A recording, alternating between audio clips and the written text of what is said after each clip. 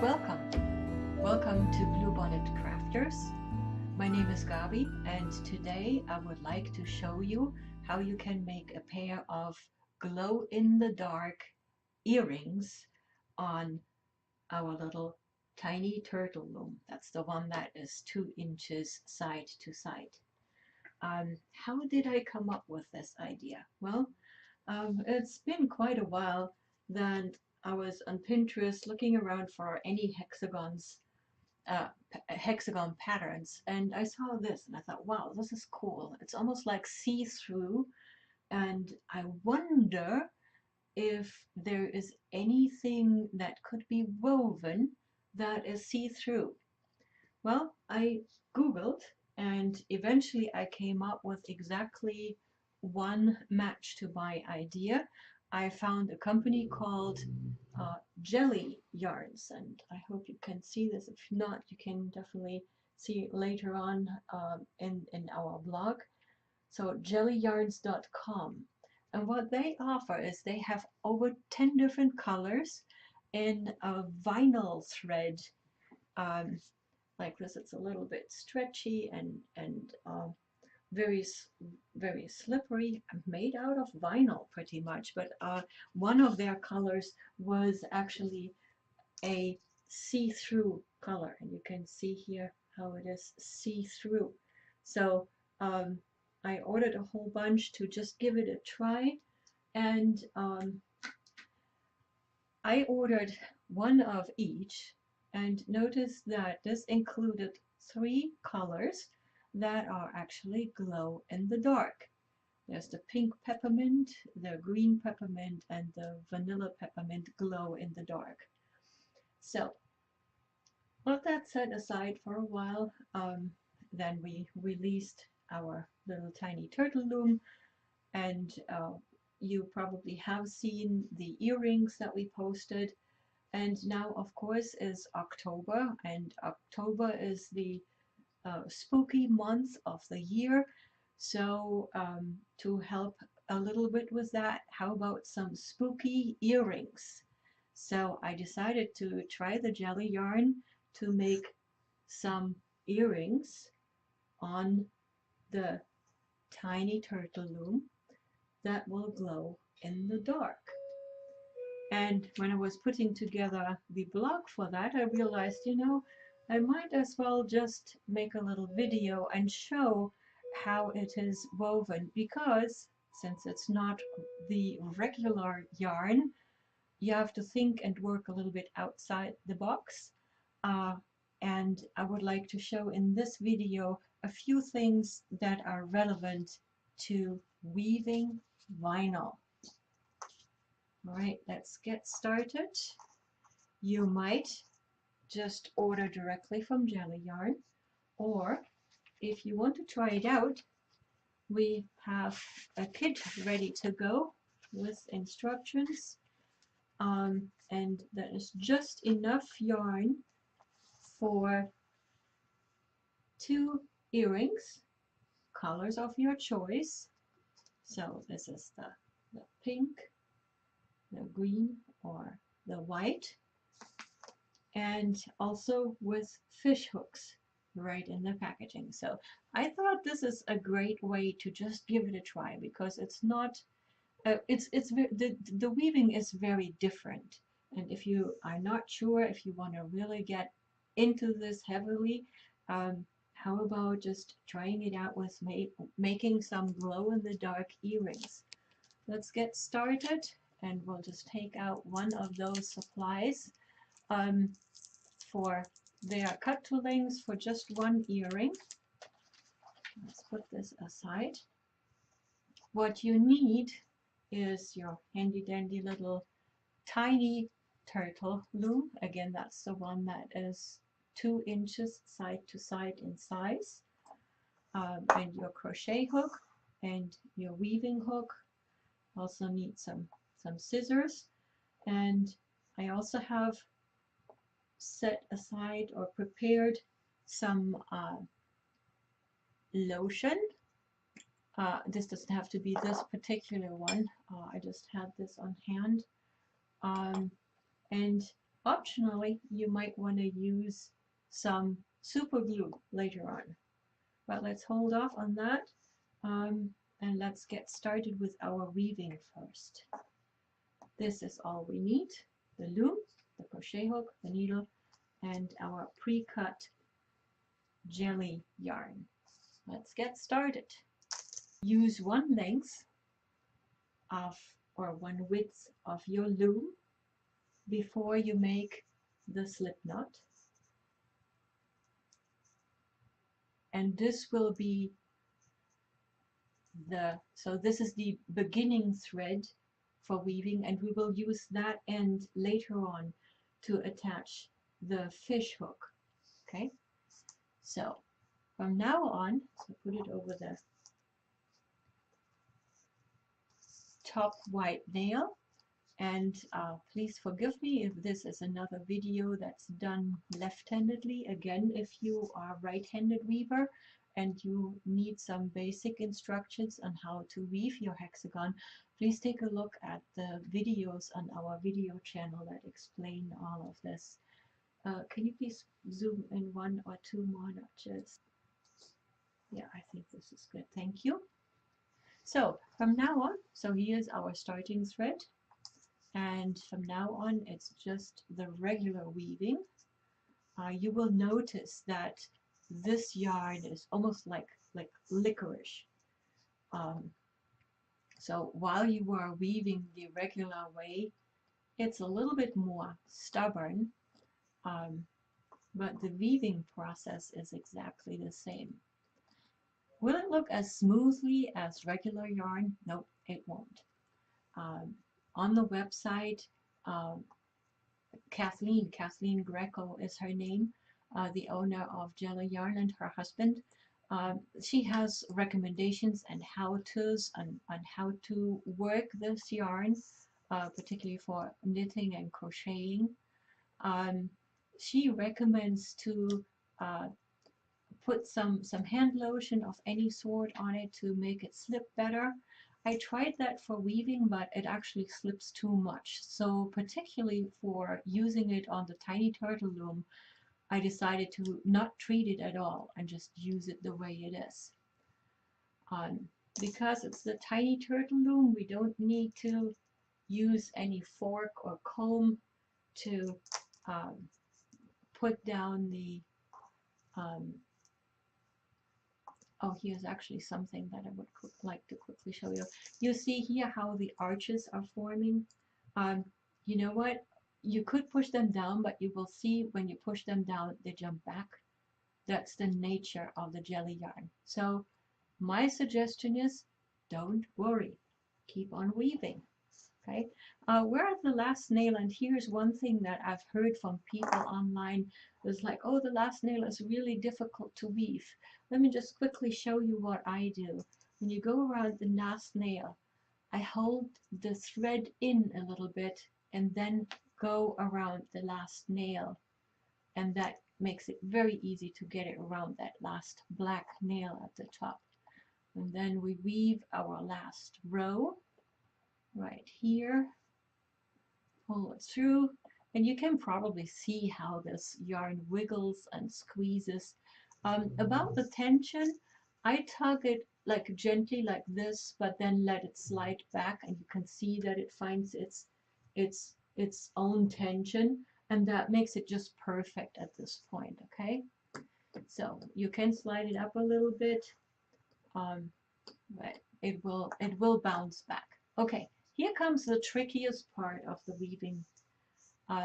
We're switching from using the crochet hook to using the weaving needle. And to get the weaving needle through the eye is really a little bit difficult. It will bounce back and is not very cooperative. By the way, if you have a locker hook,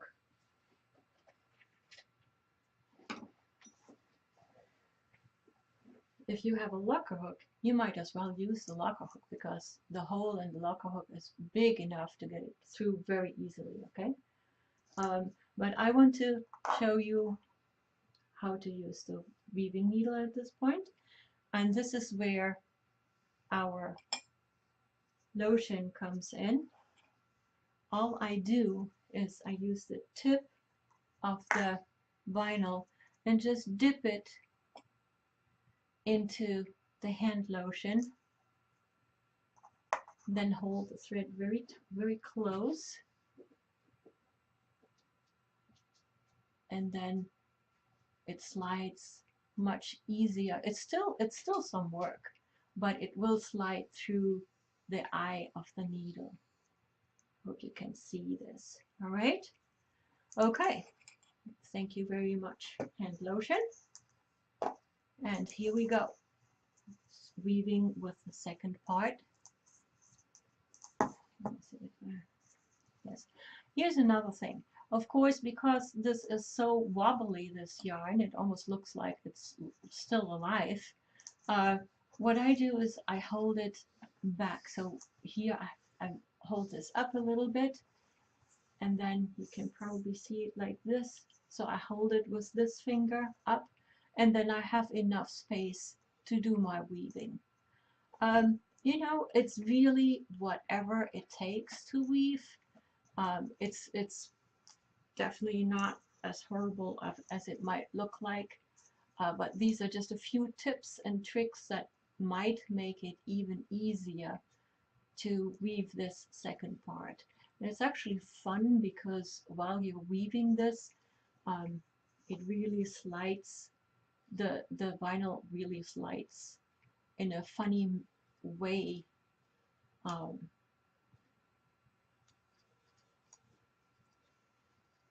through the weaving area. All right, so we just have a few more rows to go. That's a general thing with a tiny turtle. It goes so quickly that you're done before you even know it. All right, so 2 more.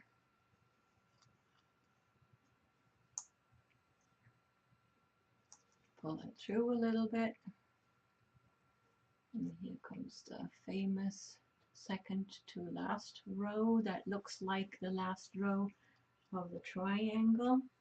And here comes the, just pulling this out a little bit. The good thing is also that don't be afraid to pull this. There is some stretch to it. I have not yet managed to break it, so I'm sure there is a, you know, eventually if you do too much it will break. But because it's very flexible, it will not crack easily. All right, here's the last row. Here we go. Now, here's one option. So you have like 2 ends. Here's the starting thread, which I said we will use for adding the fish hook, and here's the ending thread.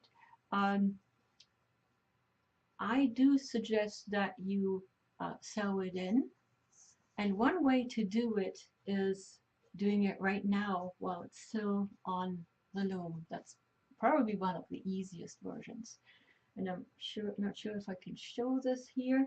So here is our black nail, and I'm coming from under here, so I'm going around the black nail and over, and then I weave along that row of nails.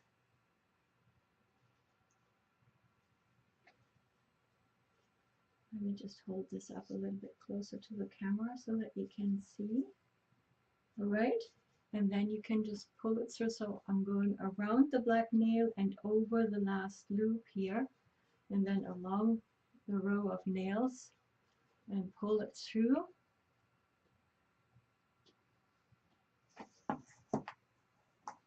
Voila, this is it. Okay, so that takes care of one thread, and you can use that for your others too. One thing I want to point out is that you now have one row here that looks like it's double woven. You can weave in the end after you take the hexagon off the loom, and then the end sits here on the outside, which might look a little bit better, but for the purpose of these earrings, it doesn't really make much of a difference. Okay, now we're using the needle to pick off the hexagon from the loom. And as instructed, we do the first row with the needle. We can now go under. If this is too tight, don't be afraid to continue to use the needle to pull it off. But since it's stretchable, it comes off just fine. So let me put this away.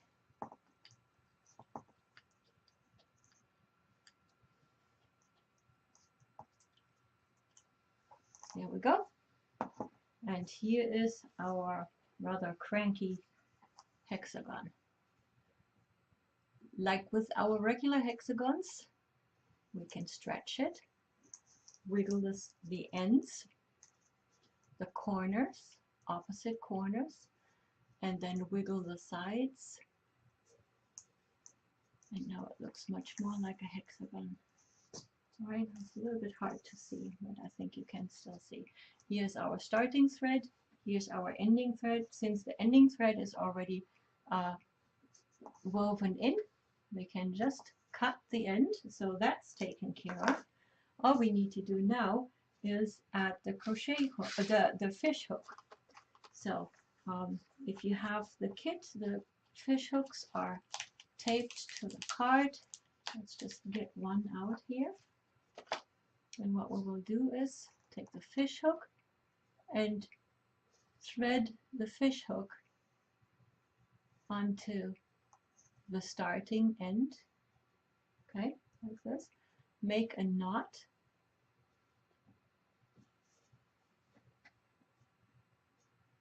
And slide the knot as close as possible to the tip of the hexagon. Okay. I will hold this up a little bit. Maybe we can see this a little bit better that way. I hope you can see it. Okay. So there's the knot, and now we tighten the knot as close as possible to the tip of the hexagon. All right. And now I actually don't use a needle. I just weave in the ends. Down one side of the hexagon.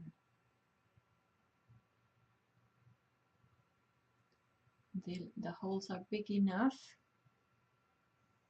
that you can just, and the vinyl is sturdy enough that you don't need a needle and can just weave it through manually without any extra tools. All right, one more.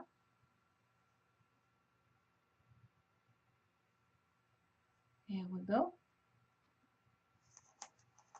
And here is our hexagon. Let's clip off the end, and our first earring is done. Now this bends a little bit, and you can see that it is not completely flat. Kathleen on her website, I think I mentioned it already, has a suggestion on how you can block or finish your vinyl pieces. Pretty much all you need is hot water, and you soak, or yeah, it doesn't really soak, but you put your work into hot water, take it out, and then press it between something heavy like a couple of books or so, and then it flattens out. But honestly, for the purpose of some spooky glow in the dark earrings, I don't think you really need to do anything else at this point. Oh, let me just show you this. Here is, can you see this? A little bit hard to see. These are two hexagons that are blocked. So they were dipped in hot water and then pressed between books, versus here is our new hexagon. So it does make a difference if you prefer that. It will not be completely flat, but if you prefer to have it a little flatter, you can definitely block it. I would suggest you do that before you put the fish hook in. But other than that, I would say your earring is pretty much ready to go at this point.